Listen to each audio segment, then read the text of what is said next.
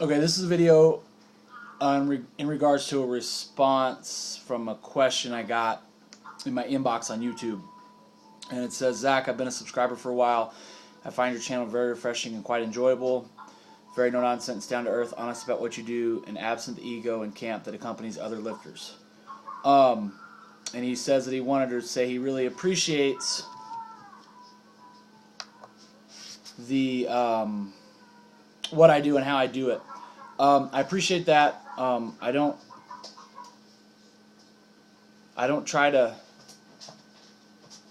act a certain way, I guess, when you talk about other lifters, because I can't really pull that off.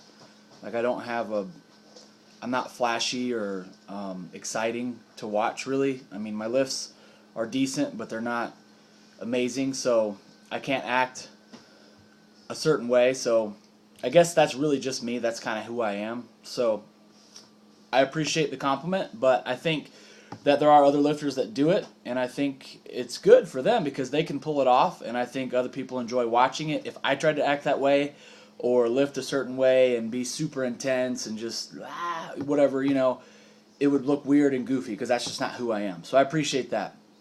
His first question is regarding frequency. It seems that you use a relatively low frequency, performing a lift 1 to 2 times per week. Just personal preference, or do you feel it works better for the power lifter?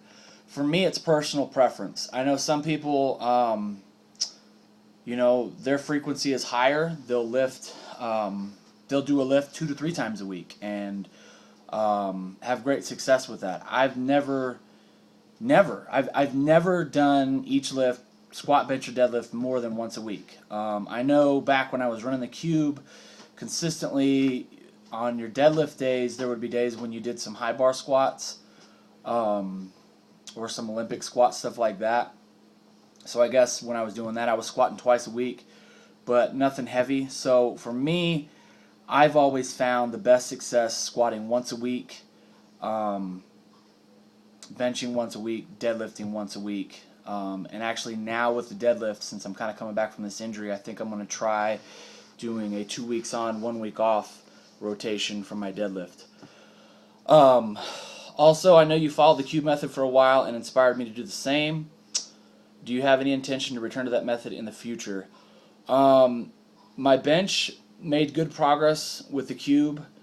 My deadlift made decent progress with the cube, or at least I felt like it was, because I had some days in the gym where I felt stronger than I had ever felt before with a certain weight from a deficit. And my squat kind of didn't really do a whole lot, and that may have been related to my injury. But to be honest, I really can't answer that question. I'm not sure. I really like what we're doing in the gym right now with the group of guys that I train with. And, I like the cube method. I think that a lot of people can benefit from it. I think that it's great because it gives you some variation of lifts. You're doing floor presses on the bench, you're doing close grip, you're doing regular bench. It kind of leaves little room for creating weaknesses. It kind of covers a lot of different things. With the squats and the deadlifts, you're doing pulls off the blocks, you're pulling off the floor, you're doing snatch grip, which kind of creates a deficit.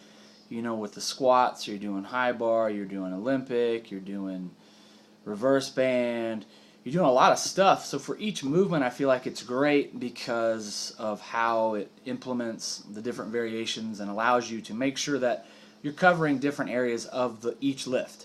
I do say that you need to be careful if you're going to run it. Do not just do it exactly the way it says in the book or the ebook or whatever it is you have. Make sure that you're tailoring it to fit your needs.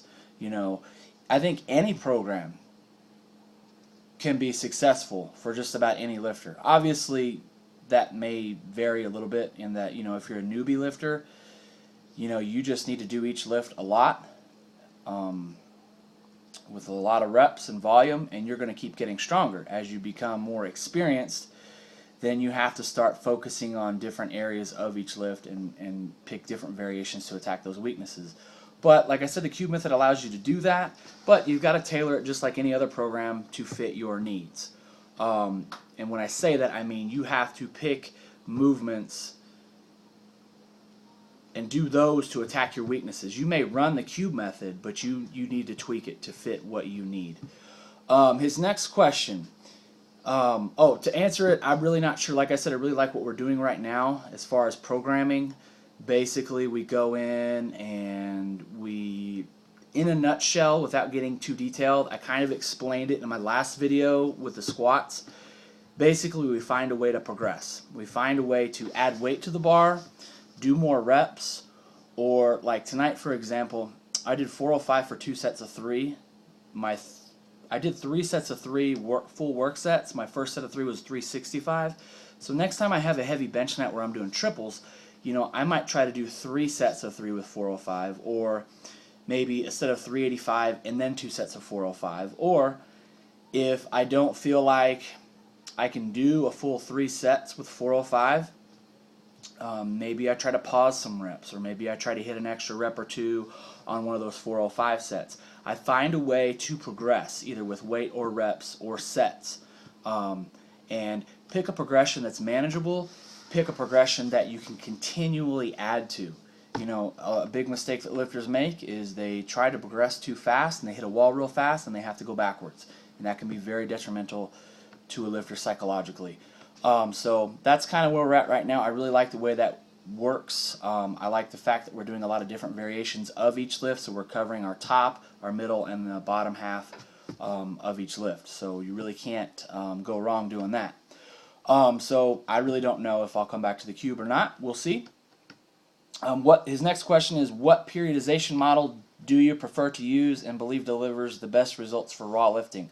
I'm going to be totally honest with you.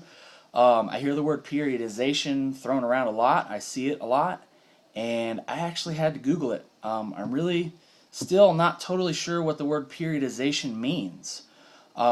Basically, what I got from definitions on the internet was you're basically kind of separating time periods in history.